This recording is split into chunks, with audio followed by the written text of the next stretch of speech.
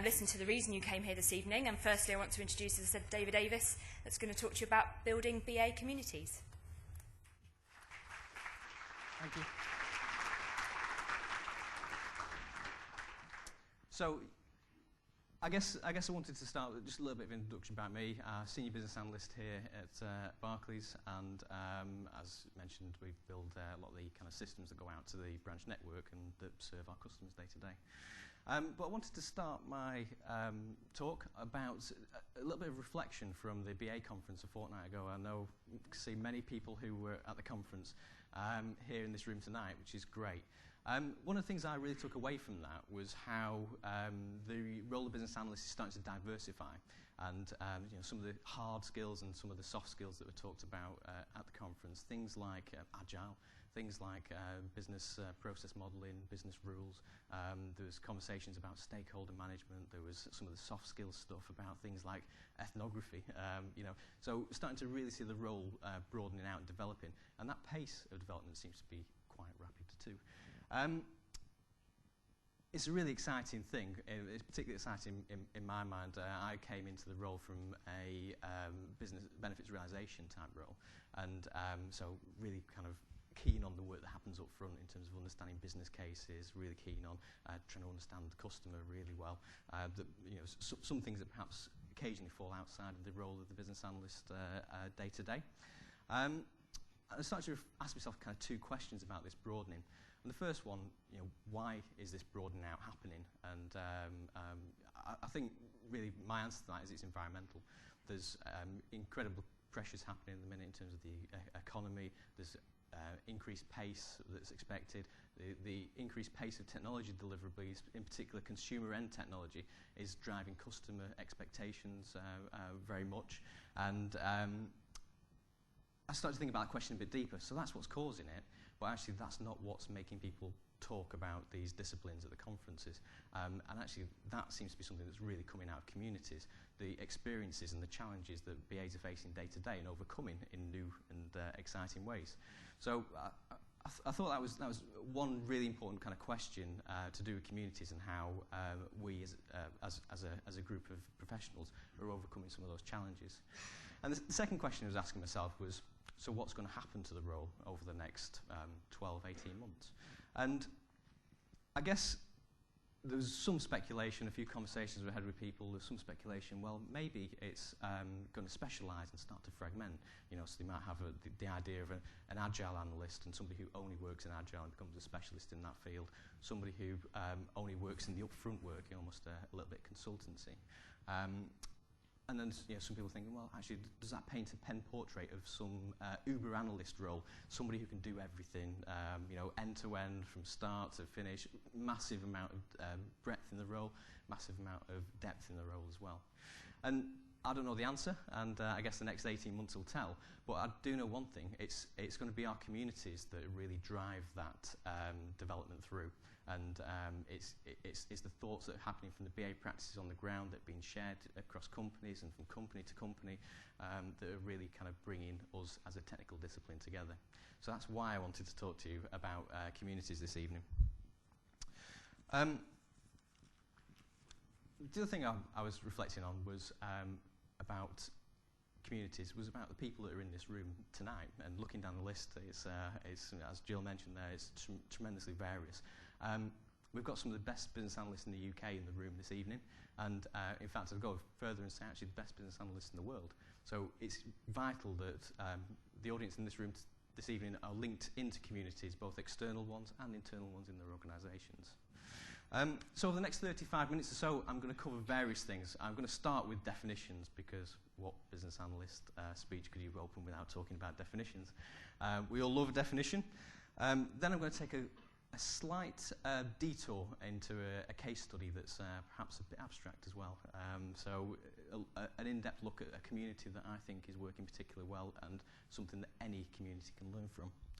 Then I'm going to share with you a little bit about the structure of the BA community in Barclays, in particular the UK retail banking sector. So that does exactly what it says on the tin, the UK operations that happen out in the branch network, digital channels, online channels, telephony channels, those types of things that happen in the UK. So that's where we're from, and we'll talk to you a little bit about that change structure, the BAs in that community, and how we're bringing that together. Also share with you some of the work that we've done in the BA community in UK Retail Bank as well, so perhaps some ideas that you might want to take away and share back in your own businesses, and if they're helpful, then by all means do. And then finally, I'll share a few tips both for starting communities, if you don't already have a community within there, and also for taking part in communities, which I think is equally valid. So we'll start with definitions, hopefully. There we go. It was a long slide to load. So just wanted to get everyone on the same page, really. So I kind of see there's kind of three levels of communities. BA practices, so they're the day-to-day line management teams that you all work in. Ultimately, I'd kind of define that in my mind as a team of BAs that report into a kind of BA functional head of some nature. Then external communities, things like this, the IIBA, online groups, Model Analyst, some of the LinkedIn discussion groups are all really valid as external communities. But actually there's a layer in between as well, and that's internal communities. For large organisations such as ourselves, and as many of you work for as well, there's a real value in joining the BA practices together and sharing expertise and lessons across them. So in particular, I'm going to be focusing on internal communities tonight and what I talk about. So, okay, the abstract case study. We're going to take a trip to a place called Todmorden, and the reason I chose this was quite various, really. There's hundreds of great examples of community you can pick from. Lots of great things happened all over the world. Some really significant things. But actually, I thought this was quite fun and actually quite complete as well as an example of community. There's a lot of depth, and it seems to be a complete end-to-end story, really. So quite excited about sharing some of this with you. Some of you may have come across this community program. It's called Incredibly Edible Todmorden, and the Prince of Wales recently visited there on one of his trips, and it's also been on, Hugh Fearnley-Whittingstall's been out and done work with them, and the news channels, News at 10, and various other people have had this story on. It's quite a nice story, so I'll share it with you. Todmorden's up in the Pennines, Yorkshire, Milltown. About 15,000 people live there. And in the beginning of 2008, two ladies, a lady called Mary Clear and a lady called Pam Warhurst, came across a piece of land next to a bus stop. And it was just derelict, just kind of waste ground and not doing anything in particular. And they decided to just take it upon themselves to plant it with rhubarb. And that started to get people talking in the town, and there's a bit of a vibe going on about what was happening near the bus stop. So they decided to put an advert in the paper, just a really simple thing that said, are you growing vegetables? Are you interested in land sharing? So if you've got a piece of land on the side of your property that's not doing anything, give it up to the community and we'll garden it for you, which is a really nice offer. And they were expecting about 10 people to turn up at their cafe, maybe nobody, on that kind of weekday evening. And 60 people turned up, all crammed into their little cafe, all really excited about the idea of building something to help grow vegetables in Todmorden. I should also say where the name comes from. So the Incredibles are the people who take part in it, and the edibles are the plants that are edible.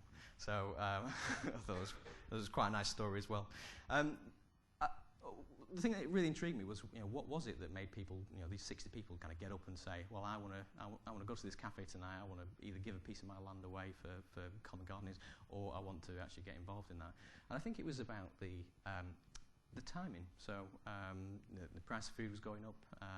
People were concerned generally and feel quite powerless about global warming, and wanted to do something.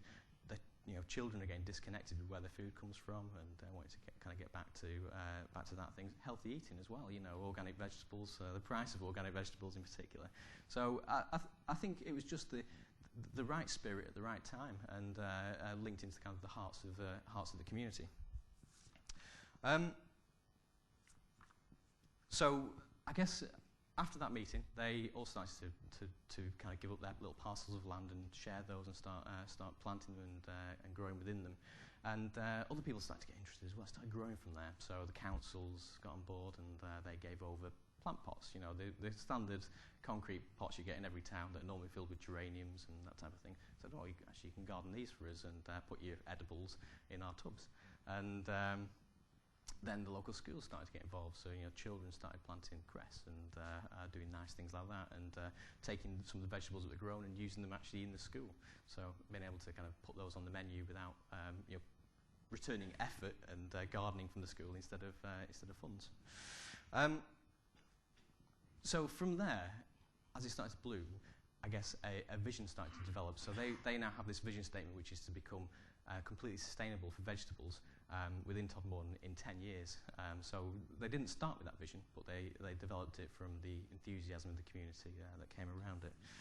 So I wanted to share a few slides with you about that. So this is a piece of wasteland next to the canal that was given up for planting. There's exactly one of those plant pots in Todmorden.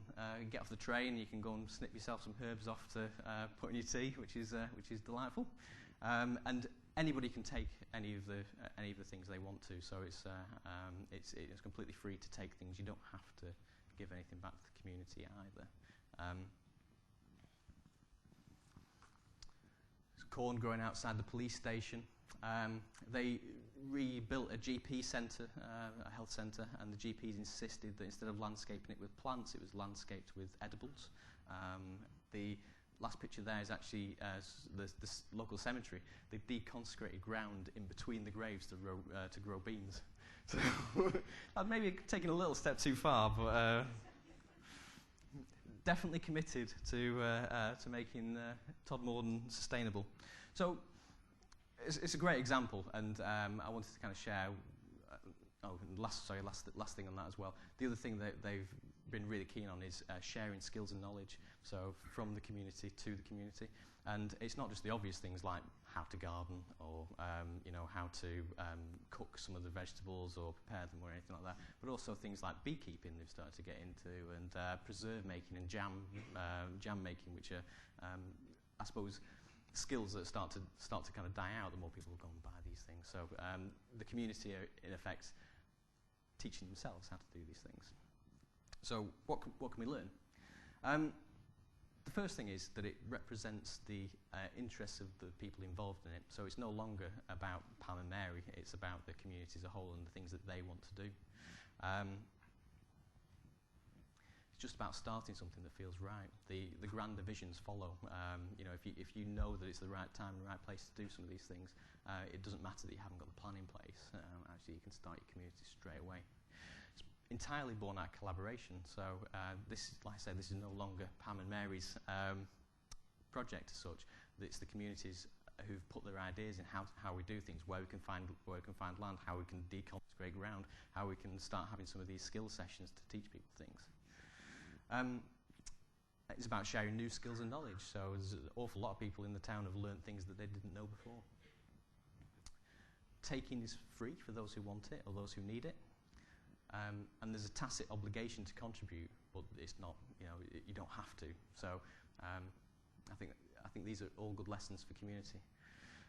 Participation is tailored to people's needs as well. So if you want to garden, you can garden. If you want to help people to make jams and preserve, you can do that. You don't have to do everything, but actually all contributions to the community are valuable. And finally, it kind of really brings people together. So all of a sudden, the people in Todmorden, as I saw on one of the news clippings, was they no longer ask or talk to each other about the weather, but they talk to each other about the cucumbers that are growing down at so-and-so patch. So it starts to bring people together and really bind the community.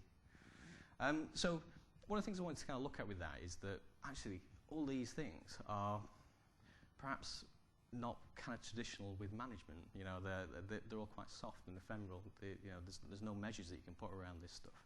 So that perhaps feels a bit difficult to us working in business. We like things that we can measure and manage.